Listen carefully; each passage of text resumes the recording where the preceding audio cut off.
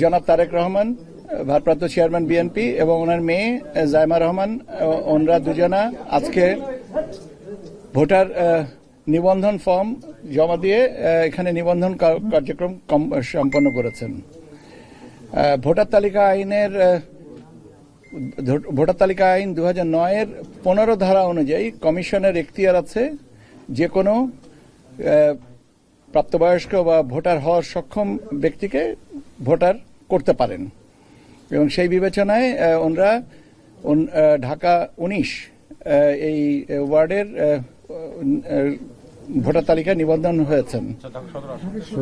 Dhaka word হচ্ছে 19, আসনেরটা 17 হতে পারে। এটা আমাদের কাছে এখন 19 আর কি, যে মুহূর্তে যেতটুকু। এটা আজকে নিবন্ধন প্রক্রিয়া যেটা আছে সেটা আমাদের বলা হয় যে ফর্ম 2। ওই ফর্ম ফিল আপ করে ওনাদের ছবি তুলেছেন, বায়োমেট্রিক্স দিয়েছেন, এবং দিয়ে ওনারা আবেদন করেছেন যে ওনাদেরকে যেন ভোটার তালিকায় অন্তর্ভুক্ত করা হয়। এখন আগামীকাল কমিশনে এটা পেশ করা হবে। কমিশনের সিদ্ধান্তের পরে ওনাদেরকে ভোটার তালিকায় অন্তর্ভুক্তি নিবন্ধন কমপ্লিট করে গেছেন।